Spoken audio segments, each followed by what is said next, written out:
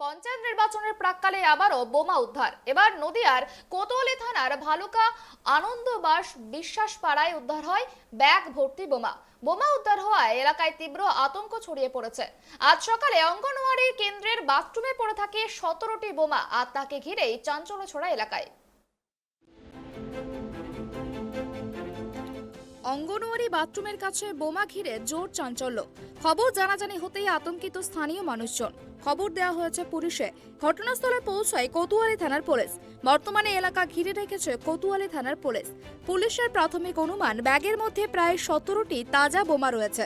বোমাগুলি উদ্ধারের জন্য খবর দেওয়া হয় বোম স্কোয়াডকে। এলাকায় আতঙ্কে রয়েছেন মানুষজন।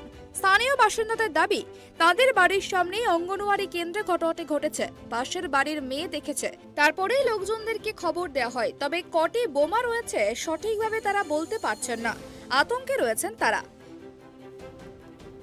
যে ওই ঘটনাগুলো যদি একটা বাচ্চার গিয়ে হাটকায় তোল, তাইলে ওর কি উপায় হইতো বলো? বাচ্চা তো ওই যে শফিকের কি কোয়ার হইতো, এটা কি মনে হয়? মনে হয় কে থুগিয়েছে। এই বাড়িতে তার ওরা থাকে না। ছেলেপিলিগুলো যখন পড়াশোনা করতে আসতো, গিয়ে তো হাত দিত, তাইলে মরে গেলে তার শফিককে ছাড়তো না। তাইলে কি হইতো? তাইলে সেই ইয়েটা কি করে মানুষকে বিশ্বাস করবা? সোমবার সকালে ভালুকা আনন্দবাস বিশ্বাস এলাকায় অবস্থিত অঙ্গনওয়াড়ি কেন্দ্রটি। ভোরবেলা 6:30 নাগাদ প্রথম এক কিশোরী দেখতে পান বোমাগুলি। দ্রুত খবর ছড়িয়ে পড়ে এলাকায়। তড়িঘড়ি খবর দেওয়া হয় বোম স্কোয়াডকে। তবে ওই অঙ্গনওয়াড়ি স্কুলের পড়ুয়া বা কেউ হতাহত হয়নি। ঘটনার তদন্ত শুরু করেছে পুলিশ।